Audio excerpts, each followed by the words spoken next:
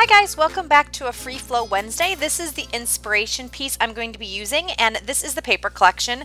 These are papers from Crate Paper The Pier, and I have had these in my stash for quite some time and never really pulled them out too much, so I have quite a bit to choose from. So I decided on that floral, the popsicles, which I got that inspiration from the popsicles from the inspiration piece, and that yellow polka dot. And actually, I decided to use this whole paper collection based on those popsicles, and in the end, I end up not even using the popsicles.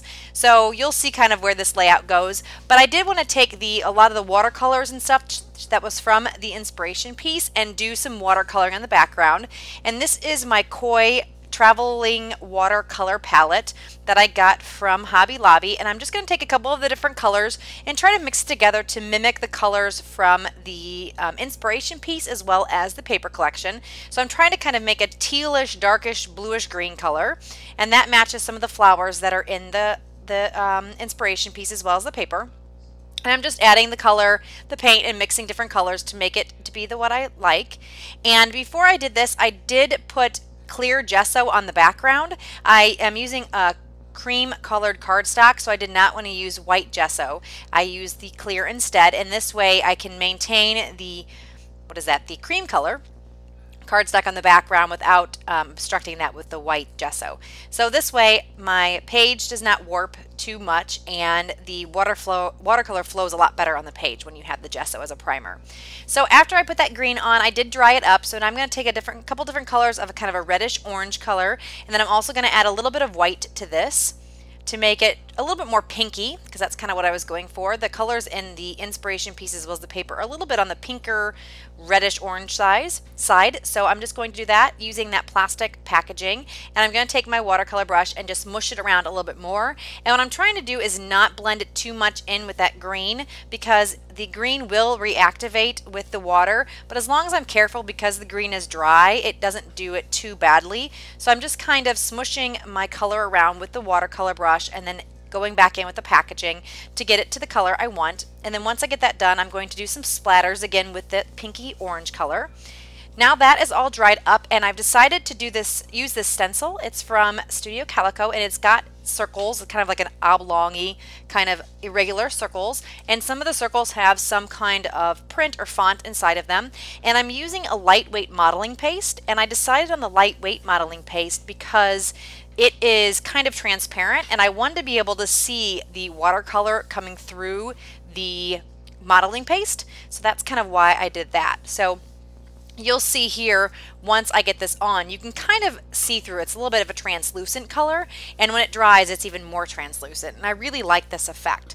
So I'm just kind of going around and making sure I kind of get a diagonal effect with the stencil, and I didn't want it to look too perfect, so I am just kind of adding circles here and there, and then any excess modeling paste that I have, I'm just kind of pulling off with my palette knife. And now that is all dry, and I'm going to start working with my photo. And this is just a picture of my daughter. We were at the strawberry patch, and she was swinging on this humongous tire swing, and I just got a really close-up picture of her face and her hair all blowing in the wind. I thought that was really cute. So I'm going to take this photo, and I'm just mounting it on this polka dot paper here that is also from the Crate Paper The Pier collection. And this is just one of those big paper pads I think I got from Tuesday Morning at a really good deal.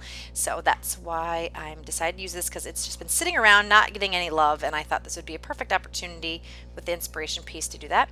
And now I thought that it was a little boring. I needed a little more blue. I wanted to bring some of the blue out that's going to be in the colors that I'm using, and I also wanted these circles to pop a little bit more. So I'm adding this blue watercolor in just a few little spots, and it's on top of some of the modeling paste, and I kind of thought it just kind of brought everything together and blended it in, so the modeling paste didn't look like it was so much on the top of the watercolor. It looked like it was kind of part of the whole watercolor mixed media background.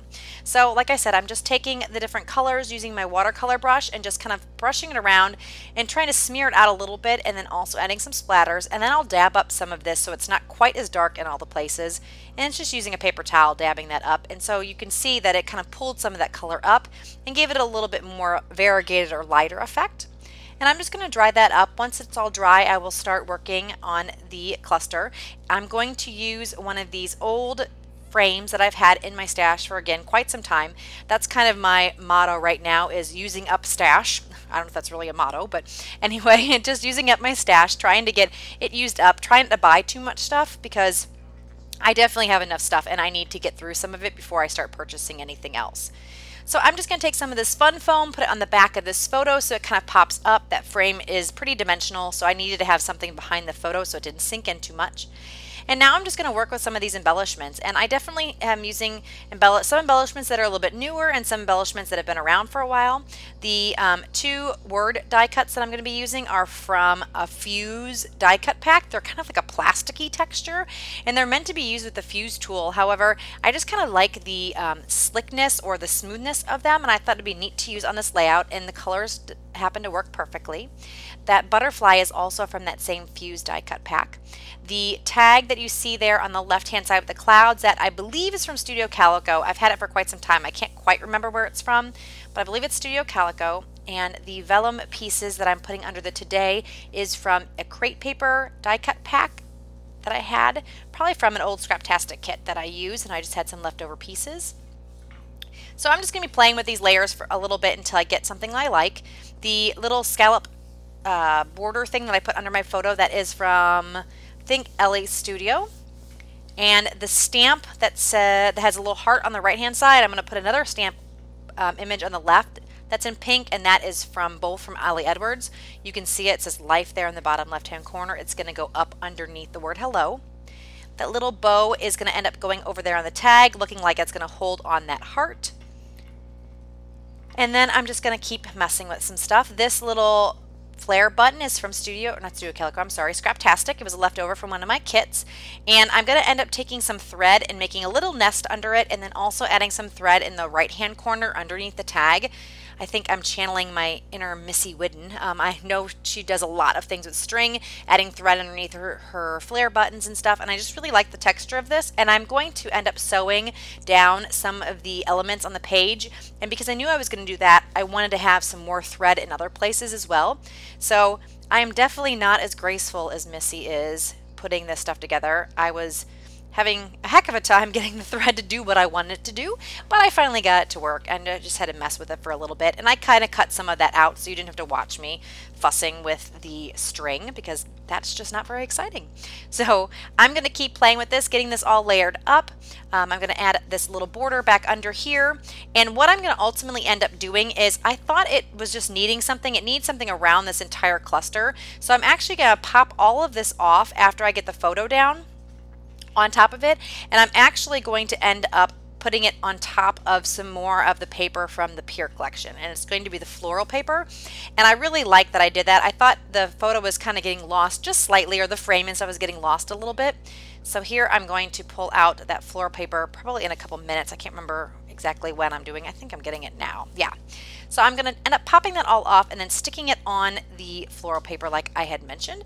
And I just really like how that looks a lot better than me keeping the frame by itself. So I'm just finding a place that looks good. I wanted to tie in some of that blue in the corner there. That's why I ended up putting it in that corner as opposed to the other side.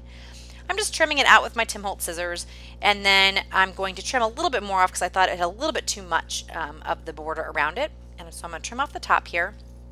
And then I just really like how this looks a lot better. It just kind of makes it pop off the page and separates the cluster from the background a little bit more. So now I'm just gluing everything down, putting that little paper clip bow on, and then pulling off this adhesive. And the foam that I have, it's a fun foam that I got from Michael's, and it's sticky adhesive on one side and then it's no adhesive on the other. So I just use my HEG gun or my liquid adhesive to attach it to the other pieces. And now I am adding down the vellum, and because it has all that watercolor, you really don't see the tape. And I'm just going to put a little bit of tape on the back of these two die cuts because I'm going to end up doing some sewing on these, and I didn't want to gunk up my sewing machine. So in a second here I'll go away and then sew it up, and you can kind of see here the stitching. The stitching is going to be able to be seen a lot better when I show you the close-ups, because I'll do a slow motion or show of the whole layout, and then in the photos you'll be able to see that a lot better too. So here I'm futzing with that string again, and it's going down a little bit better. I'm having a little less difficulty with it. So I'm going to get that down.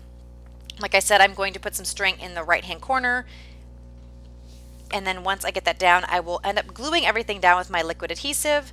And again, I was futzing with this quite some bit. On my fingers, my hands are really dry, and the string kept sticking to my hands, and it was just driving me crazy. But like I said, it all ended up working out in the end, and I didn't make you watch all of that. So here is just more of that fun foam, and I thought it would stick better with having a little dimension, so I'm just going to add a little liquid adhesive, and that will hold down that little nest of thread that I put down, as well as the flare button. And like I said, I'm just going to use some liquid adhesive on the other parts too, just to get this all to stay, and then the thread to stay. When I have gesso in the background, I like to use a liquid adhesive as opposed to just the tape runner. It just seems to stick overall better, and it just seemed to work better. So here I'm just adding a little extra liquid glue there, and then once I get this all glued enough, then I will move on to some other parts of the layout.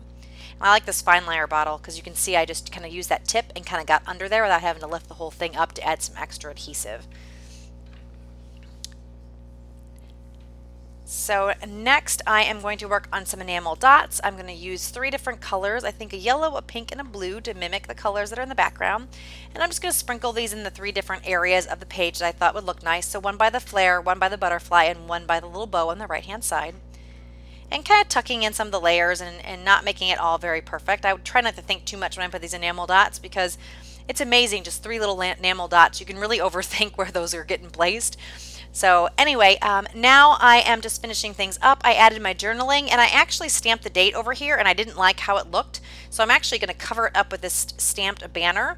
I'm going to end up putting the name of the strawberry patch, and then I'm going to put a date on that same label. So while I'm finishing that up, I just want to thank you guys so much for joining us over here on the Crafty Maven Getaway channel. If you liked the video, please give me a thumbs up, and if you haven't already subscribed to the channel, please do so. I also have a channel of my own. It is Froggie251, so if you're interested in seeing anything else that I do, you can head over to my channel as well. The link to all my social media and the YouTube channel are below. And if you want to play along with us doing something for Free Flow Wednesday or working on the inspiration piece, we'd love to see you over on the Facebook page. So stay tuned for a couple close-ups, and that's pretty much it. Let me know if you have any comments in the comment section below, and I will talk to you guys soon. Have a great day. Bye-bye.